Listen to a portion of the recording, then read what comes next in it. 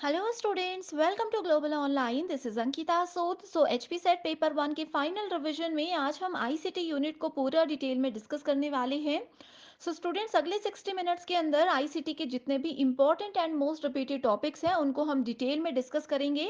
ये सेशन से स्टूडेंट्स आपके सारे कॉन्सेप्ट्स तो क्लियर हो ही जाएंगे, साथ ही आपको ये भी आइडिया मिल जाएगा कि कौन से वो टॉपिक्स हैं जो आपको बिल्कुल मिस नहीं करने हैं, एग्जाम से पहले बार बार रिवाइज करने हैं.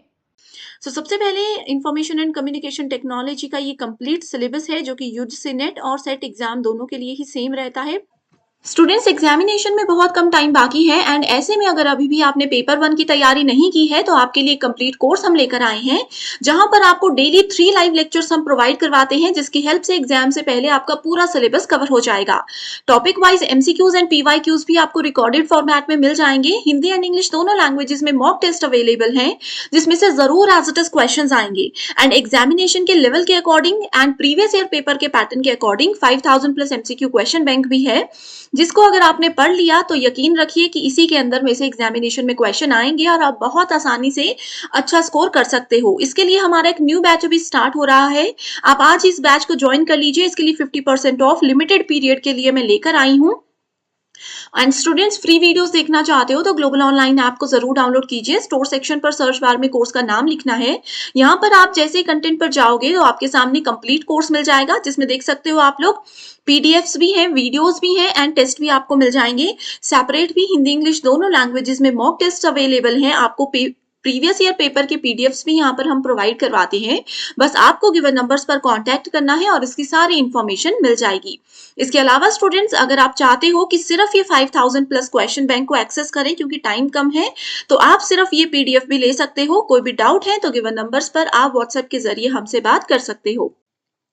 सबसे पहले इस सेशन में हम देखते हैं कि आईसीटी यानी कि information and communication technology exactly होता क्या है. देखो ये 3 चीजों से मिलकर बना है. पहली है इंफॉर्मेशन यानी कि सूचना. ठीक है. उससे पहले देखो आपको ये पता होना चाहिए कि आईसीटी में हम किसके बारे में बात करते हैं. हम कंप्यूटर्स के बारे में, इंटरनेट के बारे में या फिर जो लेटेस्ट टेक्नोलॉजी चल रही है उन सब के बारे में बात करते हैं. मोबाइल, इंटरनेट और इन सब चीज़ों की मदद से आप लोगों को कहीं से भी बैठे हुए इन्फॉर्मेशन मिल जाती है, सूचना मिल जाती है, कोई भी सूचना हो. कम्युनिकेशन होता है. अब देखो कंप्यूटर, इंटरनेट ये सब आपको कम्युनिकेट करने में यानी कि संचार यानी कि बातचीत करने में भी तो मदद कर रहे हैं. आप अपने घर में बैठे अपने किसी दूसरे फ्रेंड को कहीं पर भी मैसेज कर रहे हो. आप मेरी ये क्लास देख रहे हो. आप अपने घर पर बैठे हो, मैं अपने ऑफिस में बैठकर ये वीडियो रिकॉर्ड कर रही हूँ. तो ये सब टेक्नोलॉजी की मदद से है. कम्युनिकेशन भी हो रहा है, इंफॉर्मेशन भी शेयर यहाँ पर हो रही है. आईसीटी मतलब इंफॉर्मेशन एंड कम्युनिकेशन टेक्नोलॉजी. इसमें computer, internet, electronic delivery system जैसे कि रेडियो, टेलीविजन, प्रोजेक्टर ये सारी की सारी चीजें आती हैं. और ये सब चीजें आजकल एजुकेशन में भी बहुत मदद कर रही है. आईसीटी को लेकर के एजुकेशन को अच्छा बनाने के लिए गवर्नमेंट ऑफ इंडिया ने भी बहुत सारे इनिशिएटिव्स लिए हैं. तो ये सब चीजें आज की इस यूनिट में हम कवर करेंगे. ठीक है. सबसे पहले हम कंप्यूटर के बेसिक्स से शुरू करेंगे. कंप्यूटर में 4 कंपोनेंट्स होते हैं: input, output devices, processing device और स्टोरेज डिवाइस.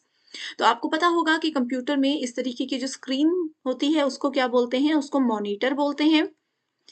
इसको बोलते हैं कीबोर्ड. ठीक है. इसके अलावा यहाँ पर छोटा सा जो एक डिवाइस होता है उसको बोला जाता है माउस और एक डिवाइस होती है जिसको बोला जाता है सीपीयू. ये मेन कंपोनेंट्स है कंप्यूटर के. अब देखो जो सीपीयू है, सीपीयू को बोला जाता है ब्रेन ऑफ कंप्यूटर. ये एक क्वेश्चन एग्जाम में पूछा जा सकता है. सीपीयू का मतलब ब्रेन ऑफ कंप्यूटर. ठीक है. अब यहाँ पर ये जो 2 चीजें हैं, प्रोसेसिंग डिवाइसेस और स्टोरेज डिवाइसेस, ये दोनों ही प्रोसेसिंग और स्टोरेज जो सीपीयू के अंदर ही आता है. सीपीयू को 3 हिस्सों में बांटा गया है. एग्जाम में श्योर क्वेश्चन आएगा. वो 3 हिस्से कौन कौन से हैं? एक है सीयू, एक है एएलयू और तीसरा है मेमोरी. ठीक है. सीयू की फुल फॉर्म क्या होती है? Control unit. एएलयू की फुल फॉर्म, एग्जाम में फुल फॉर्म भी बहुत बार पूछी जाती है. एयू की फुल फॉर्म क्या होती है? Arithmetic and logical unit. Okay. और उसके बाद मेमोरी तो आपको पता ही है. मेमोरी किस लिए यूज होता है? ये आपको स्टोरेज में मदद करता है. तो ये हिस्से होते हैं सीपीयू के. ठीक है. मेन 4 कंपोनेंट्स है, जिसमें इनपुट डिवाइसेस क्या करती हैं, डेटा को कंप्यूटर के अंदर एंटर करने में हमें मदद करती हैं, ठीक है। अब जैसे कीबोर्ड है, कीबोर्ड में छोटे-छोटे बटन्स होते हैं ना बने हुए, इस तरीके से बटन्स होते हैं। अब इस बटन से अगर मैंने ए प्रेस किया तो ये क्या करेगा, ये डेटा को एंटर करेगा किसके अंदर, पहले भेजेगा सीपीयू से और सीपीयू डिस्प्ले करवाएगा मॉनिटर से। तो इनपुट डिवाइसेस वो डिवाइसेस होती हैं जिसकी मदद से हम कंप्यूटर के अंदर कोई भी डेटा को एंटर कर सकते हैं। वहीं दूसरी तरफ होते हैं हमारे पास output devices. So output devices वो डिवाइसेस होती हैं जो कि कंप्यूटर के अंदर की चीजें, कंप्यूटर के, यानी कि ऐसे बोल सकते हैं कि कंप्यूटर की मेमोरी में जो भी चीजें हैं, कंप्यूटर के सीपीयू में, ब्रेन में जो कुछ भी चीजें हैं, उन सबको हमें डिस्प्ले करवाने में मदद करती हैं। That is output devices. List of input output devices exam में आता है, अगर आपने प्रीवियस ईयर क्वेश्चंस देखे हैं तो आगे हम डिटेल में देखेंगे हर एक डिवाइस के बारे में। तो सबसे पहले इनपुट डिवाइसेस, जैसे कीबोर्ड एक मैंने बताया, कीबोर्ड से कीज बटन्स को प्रेस करेंगे, जो भी टाइप करना है, वर्ड्स टाइप करने हैं, वो अंदर जाएंगे और हमें कहाँ दिखेंगे, मॉनिटर में दिखेंगे, जो कंप्यूटर की स्क्रीन होती है उसमें दिखेंगे। तो मॉनिटर क्या हुआ, ये आउटपुट डिवाइस हुआ। देखो इनपुट डिवाइसेस को इस तरीके से भी लिख सकते हैं, I dash P, output devices को ओ डैश पी, ठीक है। सो कीबोर्ड एक इनपुट डिवाइस है, माउस एक इनपुट डिवाइस है। माउस में कितने बटन्स होते हैं, माउस में 3 बटन्स होते हैं, एक लेफ्ट क्लिक, एक राइट वाला क्लिक और एक स्क्रोल बार, जिसको बीच में हम ऊपर नीचे घुमाते हैं, ठीक है। उसके बाद आता है जॉयस्टिक। सो जॉयस्टिक क्या है, ये गेमिंग के लिए आपको हेल्प करता है। ट्रैक बॉल, ये भी गेमिंग के लिए होता है। स्कैनर, स्कैनर क्या करता है, आप लोगों ने देखो जब फॉर्म भरा है यूजीसी नेट का, तो उस समय पे आपको बोला जाता है कि आप लोग अपनी पासपोर्ट साइज फोटो को स्कैन करके अपलोड कीजिए, अपने सिग्नेचर को स्कैन करके अपलोड कीजिए। वो क्या होता है, देखो स्कैनर क्या करता है, आपके पास अगर पेपर के फॉर्मेट में कोई चीज है, कागज के ऊपर कोई चीज है, उसको कंप्यूटर के अंदर अगर एंटर करना है, कंप्यूटर के अंदर एक फोटो के रूप में डालना है, तो उसके लिए स्कैनर को यूज किया जाता है। अभी तो हम क्या करते हैं, अभी तो पेपर की फोटो खींचते हैं और अपने कंप्यूटर में या लैपटॉप में ट्रांसफर कर देते हैं। लेकिन जब तक मोबाइल और ये सब चीजें नहीं होती थी तब तक स्कैनर यूज किया जाता था। अभी भी काफी जगह स्कैनर ही यूज किया जाता है, ठीक है। तो स्कैनर को आगे और डिटेल में डिस्कस करेंगे, इसको मैं आपको प्रिंटर के साथ रिलेट करके बताऊंगी, ठीक है। Touch screen, web camera. Web cam क्या करता है, जो भी आपके कंप्यूटर के बाहर चल रहा है, आसपास चल रहा है, उस सबको कंप्यूटर के अंदर डालने में मदद करता है। माइक्रोफोन क्या करता है, आवाज अंदर एंटर करने में मदद करता है। तो ये सब होती हैं इनपुट डिवाइसेस। नेक्स्ट आ जाता है आउटपुट डिवाइसेस। तो आउटपुट डिवाइसेस वो डिवाइसेस होती हैं जो कि कंप्यूटर के मेमोरी में या सीपीयू में जो भी चीजें हैं उनको हमें डिस्प्ले करवाने में मदद करती हैं।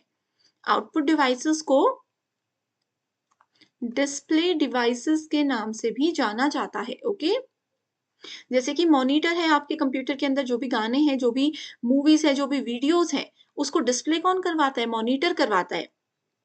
आपने कीबोर्ड से कोई बटन प्रेस किया, उसको डिस्प्ले कौन करवाता है, मॉनिटर करवाता है, ठीक है।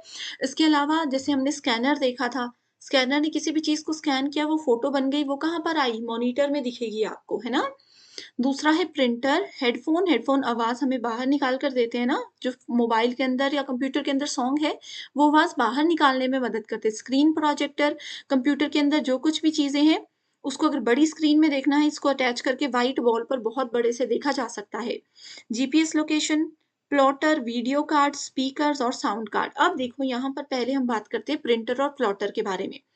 प्रिंटर तो आपको पता ही है, अब आप सबका यूजीसी नेट का एडमिट कार्ड आया है, एडमिट कार्ड आने वाला है, मतलब इस एडमिट कार्ड को डाउनलोड करोगे अपने मोबाइल में, उसके बाद एग्जाम के लिए तो इसको प्रिंट करके आपको ले जाना है ना। तो प्रिंट करने के लिए प्रिंटर यूज होता है, कि आपके मोबाइल या कंप्यूटर के अंदर जो भी फॉर्मेट है, जो इमेज के फॉर्मेट में या अंदर चीजें होती है, उसको पेपर पे लेकर आने के लिए प्रिंटर काम आता है। वहीं अगर प्लॉटर की बात करें, ये भी ऐसे ही काम करता है, लेकिन जो बड़े बड़े बैनर्स होते हैं ना, बड़े बड़े पोस्टर्स होते हैं, उसको प्रिंट करने के लिए प्लॉटर का यूज किया जाता है, ठीक है। अब यहाँ पर एक बहुत इंपॉर्टेंट चीज हम डिस्कस करेंगे, जिसमें जो कि है difference between scanner and printer. ठीक है, ये दोनों चीजों में डिफरेंस एग्जाम में बहुत बार आता है। पेपर 1 के साथ साथ पेपर 2 के फाइनल रिवीजन पे भी ध्यान दीजिएगा, एंड इसके लिए स्टूडेंट्स कंप्लीट स्टडी मटेरियल लेकर आई हूँ, जो कि एग्जामिनेशन के लेवल के अकॉर्डिंग प्रिपेयर किया गया है। स्टूडेंट्स सोचते हैं कि पेपर 2 तो हमने ऑलरेडी अपने पोस्ट ग्रेजुएशन में ग्रेजुएशन में पढ़ा हुआ है, तो अब हम वहीं से क्लियर कर लेंगे एग्जाम को। लेकिन स्टूडेंट्स कॉम्पिटेटिव एग्जामिनेशन के लेवल में बहुत ज्यादा डिफरेंस होता है, एंड उन्हीं सब चीजों का ध्यान रखते हुए स्टडी मटेरियल में हम आपको नोट्स एंड एमसीक्यूज प्रोवाइड करवाते हैं। जो भी सब्जेक्ट्स अवेलेबल है उसकी लिस्ट आप देख सकते हो, एंड आपको सिर्फ गिवन नंबर्स पर कांटेक्ट करके इसको ज्वाइन करना है। ये स्टडी मटेरियल ना सिर्फ इस एग्जामिनेशन को क्वालिफाई करने में, बल्कि इसके बाद जो आपका इंटरव्यू होगा उसको क्वालिफाई करने में भी आपको बहुत मदद करेगा। एंड आपको इसके लिए सिर्फ एक ही बार फीस देनी है, 1280 रुपए। पीडीएफ फॉर्मेट में ये आपको मिल जाएगा, तो आप इसको लाइफ टाइम के लिए यूज कर सकते हो। हम जैसे कि बात कर रहे थे स्कैनर और प्रिंटर के बारे में, तो स्कैनर क्या करता है, आपके पास पेज है, कोई फोटो है, ठीक है, पेपर के फॉर्मेट में है, इसको ऐसे लिखते हैं आपको इजी समझाने के लिए। पेपर के फॉर्मेट में कोई भी चीज है, उसको डिजिटल फॉर्मेट में कन्वर्ट करने के लिए स्कैनर का यूज किया जाता है। ठीक है, ये होता है। अगर इसको हम आईसीटी की भाषा में बोलें, तो स्कैनर क्या करता है, स्कैनर हार्ड कॉपी को सॉफ्ट कॉपी में कन्वर्ट करने में आपको मदद करता है। दूसरी तरफ आ जाता है प्रिंटर।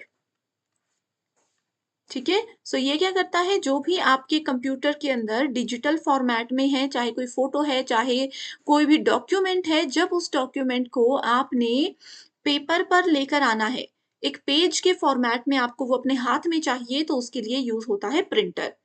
ठीक है, तो ये क्या बोलते हैं इसको आईसीटी के फॉर्म में, soft copy to hard copy. ठीक है, ये होता है, तो इस चीज को याद रख लीजिए। सॉफ्ट कॉपी और हार्ड कॉपी मैं बता देती हूँ। सॉफ्ट कॉपी वो होती है जिसको हम लोग टच नहीं कर सकते, जो कि एक डिजिटल फॉर्मेट में होती है। किसी भी मोबाइल में आपके पास कोई फोटो है, ठीक है, मोबाइल में आप लोगों के पास डॉक्यूमेंट है, ये होता है सॉफ्ट कॉपी, जिसको वी कैन नॉट टच। दूसरी तरफ आता है हार्ड कॉपी, वो चीजें होती है जिसको हम लोग टच कर सकते हैं।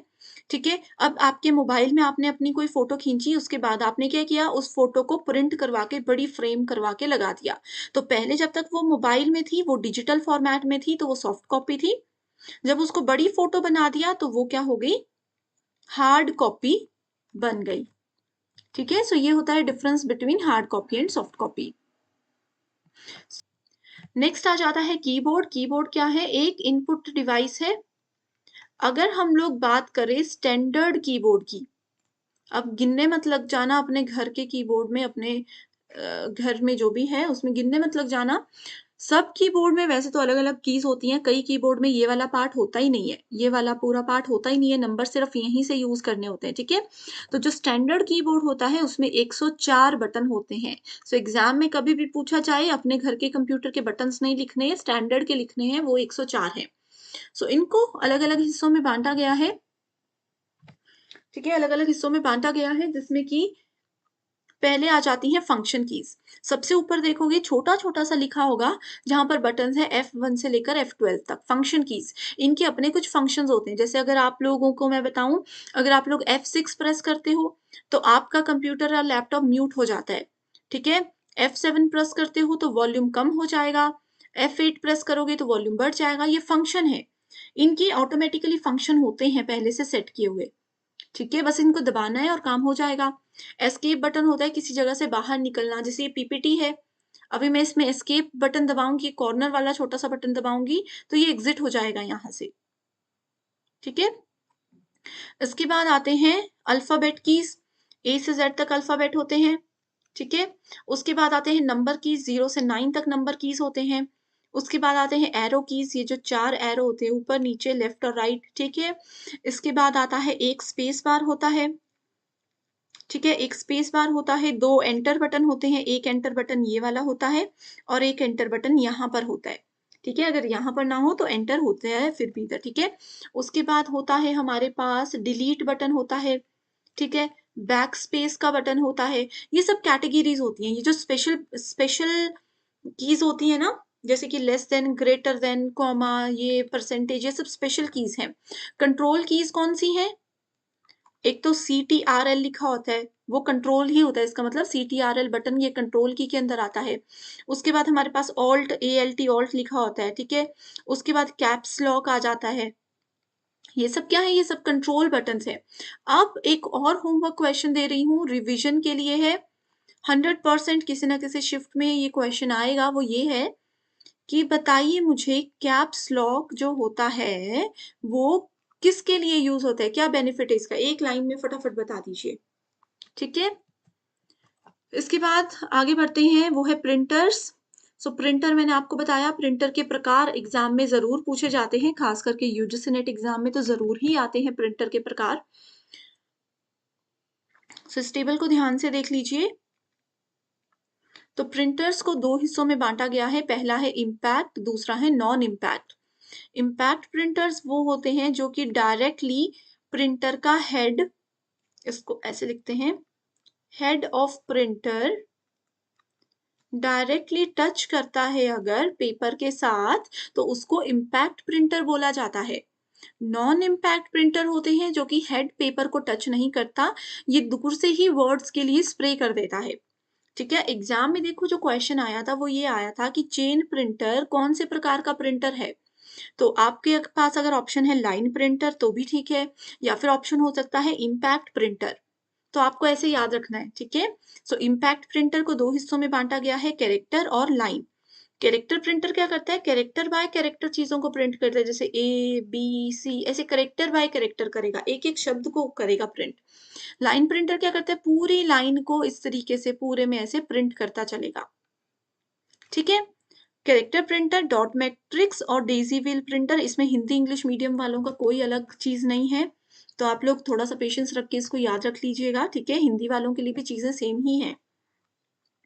कैरेक्टर प्रिंटर होता है डॉट मैट्रिक्स प्रिंटर और डेजी व्हील प्रिंटर, ठीक है। तो इसी तरीके से ये भी पूछा जाता है, जैसे लाइन प्रिंटर, इसके 3 प्रकार होते हैं, ड्रम प्रिंटर, चेन प्रिंटर और बैंड प्रिंटर, ठीक है। ज्यादातर इसमें जो क्वेश्चंस आते हैं वो ड्रम और चेन प्रिंटर में से पूछे जाते हैं, ठीक है। सो आपको पता होनी चाहिए ये चीजें।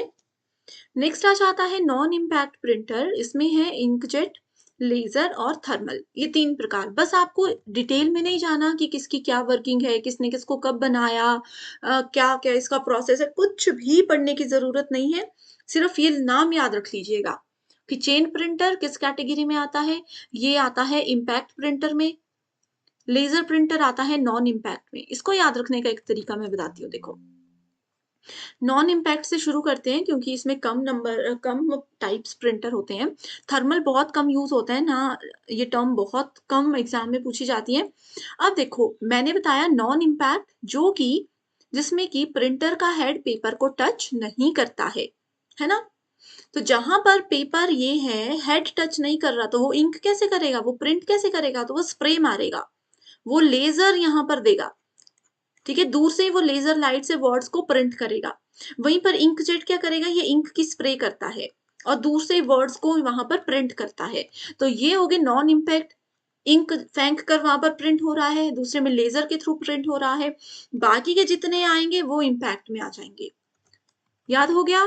क्लियर है? तो मुझे कमेंट जरूर करके बताइएगा। अभी भी समझ नहीं आया और प्रिंटर पर आप चाहते हो कि डिटेल में एक वीडियो लेकर आऊं, या फिर कंप्लीट इनपुट और आउटपुट डिवाइसेस पर एक डिटेल्ड वीडियो लेकर आऊं, तो मुझे कमेंट करके बताइएगा, मैं जरूर आपकी रिक्वेस्ट को पूरा करूंगी। अगला है which of the following groups are only input devices. So देखो ये एक प्रीवियस ईयर क्वेश्चन है, इसमें पूछा है कि किस में सिर्फ और सिर्फ इनपुट डिवाइसेस ही हैं। तो किस में है? माउस इनपुट है, कीबोर्ड इनपुट है, मॉनिटर आ गया आउटपुट, जॉयस्टिक भी इनपुट है, तो ये वाला ऑप्शन तो गलत हो गया। उसके बाद mouse input, keyboard input, scanner input, joystick input और लाइट पेन भी इनपुट है, तो ये सही आंसर है। अगला भी देख लेते हैं, इनपुट है, ये भी इनपुट है, प्रिंटर आउटपुट है और यहाँ पर भी प्रिंटर है, मॉनिटर है, जो दोनों आउटपुट डिवाइसेस हैं। सो करेक्ट आंसर है ऑप्शन नंबर 2। ठीक है, ये रहा। अब आते हैं ब्रेन ऑफ कंप्यूटर पर, जो कि होता है सीपीयू। तो सीपीयू का फुल फॉर्म पहले आपको पता होना चाहिए, इसकी फुल फॉर्म है सेंट्रल प्रोसेसिंग यूनिट। ठीक है, ये एक ऐसी यूनिट है जो कि कंप्यूटर का सारा कुछ प्रोसेस करने के लिए रिस्पॉन्सिबल है। कंप्यूटर में मॉनिटर में हमें सब कुछ दिखता है, लेकिन अब जैसे मैं बोल रही हूँ, मेरा मुंह काम कर रहा है, मैं लिख रही हूँ, मेरे हाथ काम कर रहे हैं, ठीक है, लेकिन इन सबको इंस्ट्रक्शंस कौन दे रहा है? मेरा ब्रेन दे रहा है। मैं बोल चाहे मुँह से रही हूँ, लिख चाहे अपने हाथों से रही हूँ, लेकिन ये जो कुछ मैं बोल रही हूँ, जो कुछ मैं लिख रही हूँ, वो चीज़ें कहाँ स्टोर है? मेमोरी में, यानी कि मेरे ब्रेन में। तो वैसे ही कंप्यूटर के केस में होता है, आप चाहे कीबोर्ड से कीज़ को प्रेस कर रहे हो, प्रिंटर से पेपर को प्रिंट करवा रहे हो, गाना चला रहे हो, वीडियो चला रहे हो, जिसको आप मॉनिटर की स्क्रीन पर देख सकते हो। लेकिन ये सब चीज़ें कहाँ पे, इनको प्रोसेस कौन कर रहा है? ब्रेन कर रहा है, जिसको सेंट्रल प्रोसेसिंग यूनिट बोला जाता है। क्लियर है? अपने दिमाग के साथ रिलेट करके देखिए, जैसे मैंने एग्जांपल दिया। उसके बाद CPU itself has 3 components, ALU, memory unit और कंट्रोल यूनिट, जिसको सीयू बोलते हैं। एग्जाम में क्वेश्चन आते हैं, बहुत बच्चों को आईसीटी टफ लगता है, लेकिन मुझे श्योरिटी है कि इतने इंटरेस्टिंग वे में अगर पढ़ोगे तो कभी नहीं भूलोगे। फटाफट से इसको, चाहो तो एग्जाम से 1 दिन पहले भी ये वीडियो देख लेना, ताकि एक बार क्विक रिवीजन आपकी हो जाए, ठीक है? जितने भी अर्थमेटिक का मतलब, अर्थमेटिक आपने सुना होगा मैथ में, है ना? तो जितनी भी कैलकुलेशन से रिलेटेड चीज़ें होती हैं ना, वो सारी एएलयू वाला डिपार्टमेंट देखता है। किसी चीज़ को कंट्रोल करना, कंप्यूटर के साथ कितनी चीज़ें, कीबोर्ड है, माउस है, सीपीयू है, स्पीकर्स लगा रखे हैं, इतनी सारी चीज़ें हैं, इन सबको कंट्रोल करना, इनके काम को कंट्रोल करना किसका डिपार्टमेंट है? कंट्रोल यूनिट का डिपार्टमेंट है। मेमोरी यूनिट स्टोरेज के लिए यूज़ होता है। मेमोरी यूनिट अपने आप में एक बहुत बड़ा टॉपिक है। इसमें से भी श्योर क्वेश्चन आता है, अच्छे से पढ़ लीजिएगा अभी। When the data and instructions are entered in the computer, where they are stored, in fact, inside the computer, there are different storage areas where it keeps data or information permanently or temporarily while working. जिसको कि memory of computer बोला जाता है। अब जितनी भी instructions है, मैं अपने कंप्यूटर को बोल रही हूँ एक पेपर को प्रिंट करवाने के लिए। ये जो पेपर प्रिंट होगा, इसको इंस्ट्रक्शंस तो हमने दे दी, लेकिन इसकी जो प्रोसेसिंग है, इसको कौन कर रहा है? इसको सिर्फ सीपीयू ही कर रहा है।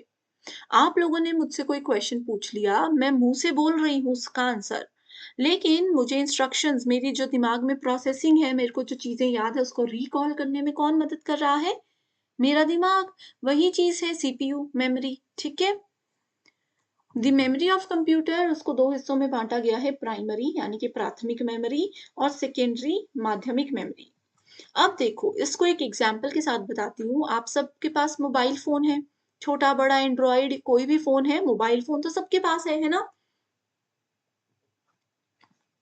अब क्या हो रहा है, इस मोबाइल फ़ोन को जब आप खरीदते हो, तो उसमें पहले से कुछ मेमोरी स्पेस होता है ना?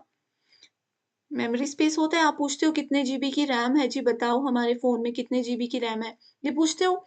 तो ये जो मेमोरी होती है, जो कि इंटरनल होती है, पहले से होती है, तो उसको बोला जाता है प्राइमरी मेमोरी, ठीक है? और अब तो नहीं, लेकिन पहले क्या होता था, मोबाइल में क्या यूज़ करते थे सब लोग? मेमोरी कार्ड यूज़ करते थे। कोई 2 जीबी का, कोई 4 जीबी का, कोई 6 जीबी का, एक छोटा-सा कार्ड डालते थे ना मेमोरी के लिए। तो उसको ऐड करना या नहीं करना, वो आपकी अपनी चॉइस होती थी, पहले भी और अब भी। तो मेमोरी कार्ड क्या है? ये है एक सेकेंडरी मेमोरी। सेकंड नंबर पर आती है, जिसको ऐड करना या नहीं करना आपकी चॉइस होती है, लेकिन प्राइमरी मेमोरी पहले से होती है, इंटरनल मेमोरी होती है, ठीक है? इस पे जाने से पहले आपको ये बता देती हूँ, देखो 2 प्रकार की मेमोरी है, प्राइमरी मेमोरी और सेकेंडरी मेमोरी। इंटरनल मेमोरी और एक्स्ट्रा जो ऐड करते हैं, एक्सटर्नल मेमोरी। अब यहाँ पर क्वेश्चन आता है कि रैम और रोम जो है, वो प्राइमरी मेमोरी है या फिर सेकेंडरी मेमोरी है? तो आपको पता होना चाहिए इस तरीके से इसको डिवाइड किया गया है, ठीक है। आपको पता होना चाहिए कि रैम और रोम प्राइमरी मेमोरी होती है, ठीक है। रैम के दो प्रकार है, एस रैम और डी रैम। एस, देखो रैम की फुल फॉर्म क्या होती है, रैंडम एक्सेस मेमोरी, ठीक है। रोम की फुल फॉर्म क्या होती है, रीड ओनली मेमोरी। ये याद रख लीजिए, इंग्लिश हिंदी दोनों के लिए सेम चीजें हैं। एस रैम में एस का मतलब क्या होता है, स्टैटिक, और डी रैम में डी का मतलब होता है डायनामिक, ठीक है। पी रोम, रोम मतलब रीड ओनली मेमोरी, पी का मतलब प्रोग्रामेबल रीड ओनली मेमोरी। उसके बाद आ गया ई पी रोम, पी तो प्रोग्रामेबल ही रहेगा, ई का मतलब आ जाएगा इरेजेबल पी रोम, ठीक है। पी रोम मतलब प्रोग्रामेबल रोम, ईपी रोम मतलब erasable programmable read only memory. उसके बाद है ईईपी रोम, वो हो जाता है इलेक्ट्रिकली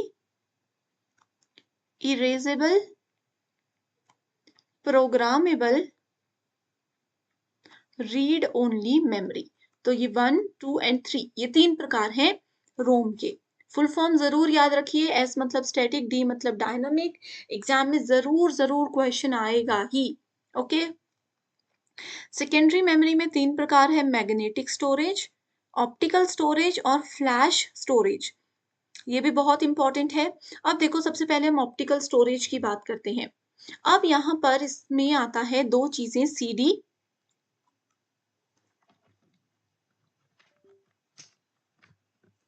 ठीक है। ऑप्टिकल में दो चीजें आती हैं, सीडी एंड डीवीडी। अब मैंने दे दिया फिर एक और होमवर्क क्वेश्चन। ये आप लोग अगर प्रीवियस ईयर क्वेश्चन देखोगे ना, कम से कम 8 से 10 बार यही क्वेश्चन आया है कि सीडी और डीवीडी की फुल फॉर्म क्या होती है। ये आपने मुझे बताना है, मैं नहीं बता रही हूँ, ठीक है। एग्जाम क्वालिफाई करना चाहते हो तो जरूर इसका आंसर चेक करके मुझे कमेंट करके बताइए, ताकि आप दूसरे बच्चों की भी मदद कर सको। सो सीडी और डीवीडी, उसके बाद HDD hard disk drive, HDD hard disk drive, okay. Floppy disk और मैग्नेटिक टेप, जो वो टेप्स होती थी ना, पहले गाने सुना करते थे ऐसे, वो रेडियो की, रेडियो नहीं, वो ऐसे टेप होती थी काले रंग की, उसमें एक तार सी होती थी, है ना, अंदर तार नहीं, एक वो पतली सी थिन सी एक स्केल सी बनी होती थी, वो मैग्नेटिक टेप होती है। पेन ड्राइव और मेमोरी कार्ड तो आपको पता ही है, ये फ्लैश स्टोरेज होते हैं। अब यहाँ पर मेमोरी के स्टोरेज, मेमोरी के लेवल की बात करें तो देखो, मेन मेमोरी जिसका नाम ही मेन है तो वो प्राइवेट होगी, सॉरी प्राइमरी होगी, है ना। उसके बाद आती है ऑक्सिलरी मेमोरी, मैग्नेटिक डिस्क और मैग्नेटिक टेप, कैशे मेमोरी और रजिस्टर मेमोरी। इस तरीके से याद रख लीजिए। सबसे जीरो लेवल पर होते हैं सीपीयू रजिस्टर, जिसको रजिस्टर मेमोरी बोलते हैं। फिर आते हैं लेवल 1 पर कैशे मेमोरी, जिसको एस रैम बोलते हैं। लेवल 2 पर आता है डी रैम। उसके बाद लेवल 3 पर आता है मैग्नेटिक डिस्क, डिस्क स्टोरेज, और लेवल 4 आपके सामने है ऑप्टिकल डिस्क और मैग्नेटिक टेप्स। इसमें कोई सीक्वेंस, इसमें सीक्वेंस बहुत इंपॉर्टेंट है, याद रखना, कोई ट्रिक नहीं है, बस एक दो बार पढ़ लीजिए, याद हो जाएगी चीजें, ठीक है। पीवाईक्यू देख लीजिए, जरूर इसमें से क्वेश्चन आते हैं। अब देखिए, यहाँ पर है read only memories volatile memory, random access memories volatile memory. So correct answer है कौन सी स्टेटमेंट, अच्छा ये भी है, सेकेंडरी मेमोरीज वॉलेटाइल मेमोरी। कौन सी स्टेटमेंट ट्रू है, तो यहाँ पर सिर्फ क्यू ही ट्रू है, ये वाली ट्रू है सिर्फ। कैसे ट्रू है, देखो मैं आपको बताती हूँ इसमें डिफरेंस, ये भी बताती हूँ कि वॉलेटाइल और नॉन वॉलेटाइल क्या होता है। सबसे पहले रोम की बात करते हैं, स्टेटमेंट नंबर पी जो है, रोम होता है आपके पास नॉन वॉलेटाइल मेमोरी, ठीक है। उसके बाद रैम होता है वॉलेटाइल मेमोरी, ठीक है। इसके बाद सेकेंडरी मेमोरी, सेकेंडरी मेमोरी हमने अभी पढ़ा। सेकेंडरी मेमोरी क्या है, ना ये वॉलेटाइल है, क्या है, ये भी आपके पास नॉन वॉलेटाइल ही होता है।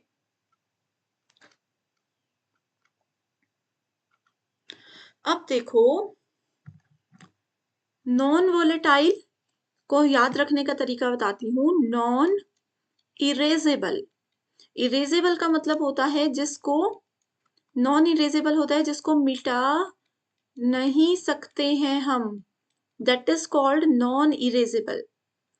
अब रैम है वॉलेटाइल, यानी कि इसको हम क्या कर सकते हैं, ये कंप्यूटर से मिटा सकते हैं।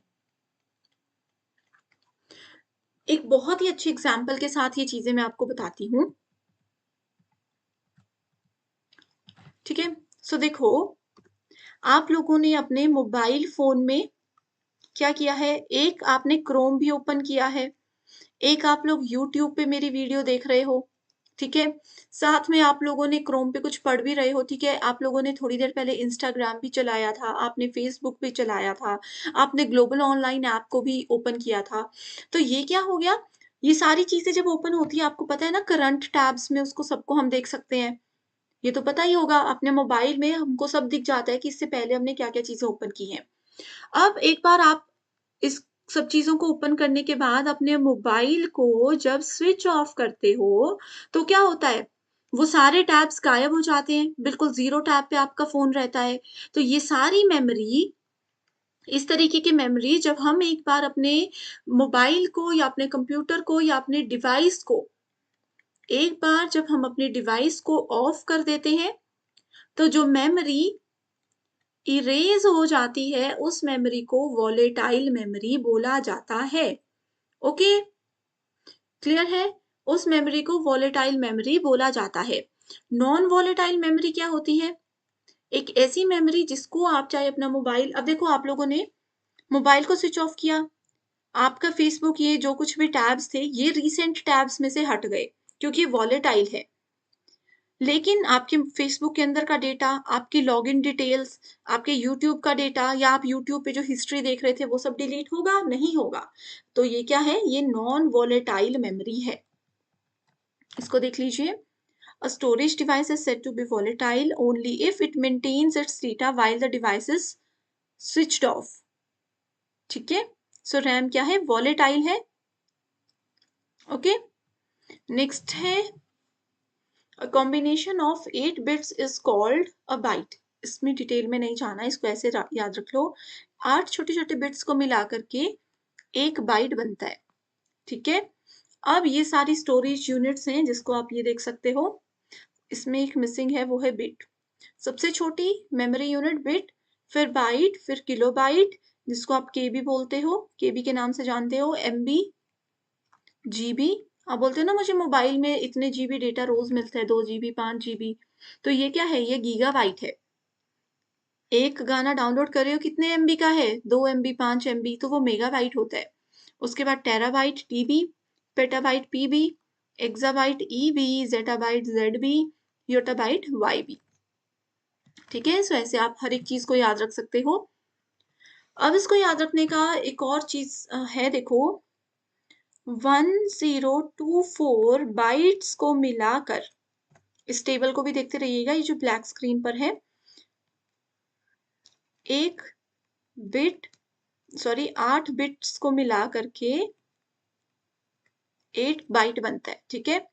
1024 बाइट्स को मिला करके 1 किलो बाइट बनता है। सबसे छोटा बिट था, छोटे छोटे 8 बिट्स को मिला के 1 बाइट बना, और 1024 बाइट्स को मिला करके किलो बाइट बना। इसके बाद 1024 किलो बाइट्स को मिलाएंगे तो क्या बन जाएगा, 1 मेगाबाइट बन जाएगा। छोटे छोटे किलो बाइट्स को मिलाकर के मेगाबाइट बनेगा।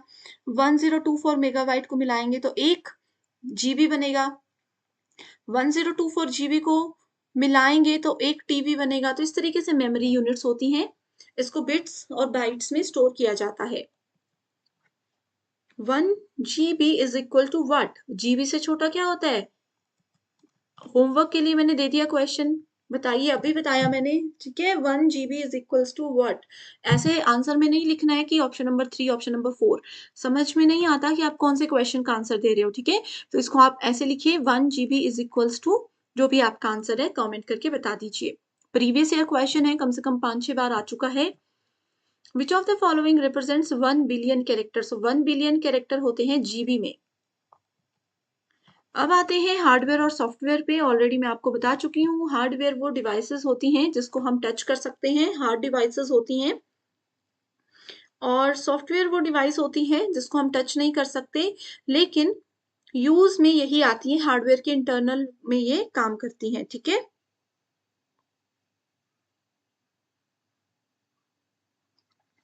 ओके। ठीक है स्टूडेंट्स, सो इसके बाद अब जैसे ये जितने भी सॉफ्टवेयर्स हैं, व्हाट्सएप है, फेसबुक है, ये है, ये है, ये है, ये सब सॉफ्टवेयर्स हैं। ठीक है, और हार्डवेयर क्या है? हार्डवेयर ये सारी चीजें हैं जिसको आप लोग टच कर सकते हो। Next we have audio and video file format. ये जो है ना ब्लू में, ये आपको वीडियो फाइल फॉर्मेट है। इसमें से क्वेश्चन आते हैं एग्जाम में। ठीक है, याद रख लीजिए, जैसे आपको पूछा जाएगा, देखो फाइल फॉर्मेट क्या होते हैं, ये बताते हैं हमें टाइप ऑफ फाइल क्या है। अब जैसे हम लोगों के सरनेम होते हैं, ठीक है, SER सरनेम होते हैं ना, तो सरनेम क्या करते हैं, सरनेम से हमें पता चलता है कि कौन किस कैटेगरी से है। जाति प्रजाति की वैसे बातें होनी नहीं चाहिए, लेकिन कहीं ना कहीं सरनेम से पता चल जाती हैं चीजें, है ना, हमारी आइडेंटिफिकेशन होती है हमारा सरनेम। तो वैसे ही कंप्यूटर में जो भी फाइल्स होती हैं उसमें भी एक सरनेम होता है जिसको कि फाइल फॉर्मेट या फिर एक्सटेंशन के नाम से जाना जाता है। अब जैसे किसी भी फाइल के आगे अगर .img लिखा है, img नहीं, किसी भी फाइल के आगे अगर डॉट करके jpg लिखा है, तो इसका मतलब है कि वो क्या है, वो इमेज की फाइल है। डॉट करके jpeg अगर लिखा है तो वो क्या है, वो भी इमेज फाइल है। सॉन्ग होते हैं .mp3, कहीं पर भी .mp3 लिखा होगा तो इजीली समझ जाओगे कि ये क्या है, ये एक सॉन्ग है। ठीक है, .mp4, mp4 होगा, इसका मतलब है कि एक वीडियो फाइल है। ठीक है, इसके अलावा .pdf, पीडीएफ आप लोग बोलते हो ना, बार बार ग्रुप में मैसेज करते हो कि मैम आपके जो लेक्चर है इसकी पीडीएफ हमें भेजिए। क्या होता है पीडीएफ, पता है आप लोगों को? पीडीएफ की फुल फॉर्म बहुत बार एग्जाम में पूछ चुके हैं। तो जो जो भी ग्रुप में मुझसे पीडीएफ मांगते हैं वो सभी का रिप्लाई मुझे आना चाहिए कि पीडीएफ की फुल फॉर्म क्या होती है, तभी पीडीएफ मिलेगी। ठीक है, पीडीएफ क्या होता है, ये एक टेक्स्ट फाइल होती है, ये तो मैंने बता दिया, लेकिन .pdf, पी का मतलब, डी का मतलब, एफ का मतलब क्या होता है, जिस जिसका कमेंट आएगा सिर्फ उसी को ही इस यूनिट की और बाकी के रिमेनिंग यूनिट्स की पीडीएफ मिलेगी। ओके, सो एग्जाम में क्वेश्चन आता है, देखो ये सारे ऑडियो हैं, इसको बस पढ़ लीजिए। ज्यादातर जो पूछे जाते हैं वो है MP3, MPA, M4A, ठीक है, WAV, M3U, ये पूछे जाते हैं एग्जाम में। WMA ये बहुत बार पूछे गए हैं। और ये जितने भी हैं ये ब्लू कलर में ये वीडियो फाइल्स हैं, MP4, AVI, MOV, OGG। देखो .OGG यहाँ पर भी है, यहाँ पर भी है। ठीक है, इसको बहुत रेयरली यूज किया जाता है। ये है MPG और WebM, ये सब वीडियो फाइल्स हैं। ओके, नेक्स्ट आ जाता है difference between LCD and LED। LCD दोनों ही तो टीवी है, फर्क क्या है? आप लोग भी अपने घर में LCD या LED यूज करते होंगे, क्या डिफरेंस है दोनों में? पहले तो इनकी फुल फॉर्म देख लेते हैं। LCD मतलब liquid crystal display, Hindi medium के लिए भी चीजें सेम है। LED का मतलब लाइट एमिटिंग डायोड, बाकी कुछ नहीं पढ़ने का। ठीक है, सिर्फ इतना याद रखिए, liquid crystal display, light emitting diode. अब जो LCD होती है वो थोड़ी सी मोटी होती है, थोड़ी सी उसकी थिकनेस ज्यादा होती है, इसमें फंक्शंस थोड़े से कम होते हैं, इसका साइज थोड़ा सा स्मॉल होता है, इसमें हम लोग इंटरनेट और वाईफाई को बहुत इजीली कनेक्ट करके सब कुछ चीज़ों को एक्सेस नहीं कर सकते। लेकिन अगर हम लोग एलईडी की बात करें, ये बहुत ज़्यादा थिन होती है, इसकी लेयर बहुत पतली सी होती है एलईडी। ठीक है, इसमें हम लोग वाईफाई और इंटरनेट कनेक्ट करके अपने मोबाइल फ़ोन की तरह यूट्यूब, ये वो सारी अमेज़न प्राइम, कोई भी वेबसाइट ले लो, सब कुछ प्ले कर सकते हैं। ठीक है, बहुत जो स्मार्ट टीवीज़ होते हैं वो एलईडी होती हैं। ओके, महंगी भी होती हैं, फंक्शंस हैं तो महंगी भी होगी, दिखती सी बात है। तो ये आपको चीज़ें पता होनी चाहिए। स्मार्ट टीवी एलईडीज़ हैं। अगला आ जाता है कुछ इंपॉर्टेंट फुल फॉर्म्स देखिए, फटाफट इन फुल फॉर्म्स को देखिए, एग्जाम में बहुत बार पूछी गई है।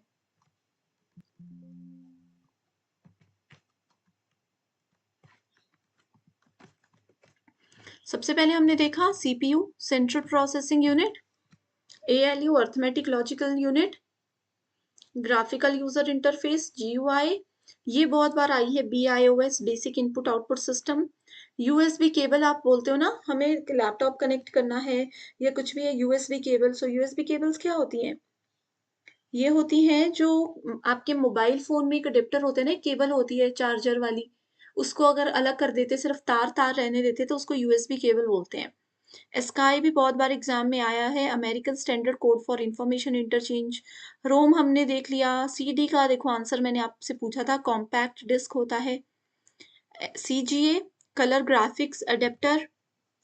सीएसएस, कास्केडिंग स्टाइल शीट्स, ये इंपॉर्टेंट नहीं है। DNS, domain name system. DOS, disk operating system. Digital versatile disc, digital video disc. ज्यादातर इसका डिजिटल वर्सेटाइल डिस्क वाला ही करेक्ट आंसर है। ईपी रोम हमने अभी डिस्कस किया। एचटीएमएल, जो भी वेब पेजेस होते हैं, वेबसाइट्स आप चलाते हो, उन वेबसाइट्स की डिजाइनिंग में जो लैंग्वेज यूज होती है वो एचटीएमएल होती है, और उसको और अच्छा डिजाइन देने के लिए उसके साथ सीएसएस को यूज किया जाता है। ठीक है। लैन क्या है? नेटवर्क का एक प्रकार है, लोकल एरिया नेटवर्क, आगे डिटेल में पढ़ेंगे। LED, light emitting diode. मूक हमने टीचिंग एप्टीट्यूड में भी पढ़ा है, मैसिव ओपन ऑनलाइन कोर्सेज। अब आते हैं इंटरनेट और इंट्रानेट में। कल जैसे कम्युनिकेशन के केस में मैंने आप लोगों को बताया था ना, इंटरपर्सनल और इंट्रापर्सनल, क्या बताया था? जहां पर ए आ गया मतलब अपने आप से। आप लोगों ने, काफी स्टूडेंट्स ने वो वीडियो शायद अभी तक नहीं देखी है, डिस्क्रिप्शन बॉक्स में लिंक मिल जाएगा। वैसे यहाँ पे इंट्रानेट होता है जो अपने लिए ही कंपनी ने एक नेटवर्क तैयार किया होता है, और इंटरनेट तो आपको पता ही है पूरे वर्ल्ड में यूज होता है, कहीं भी जाके इंटरनेट चला लीजिए।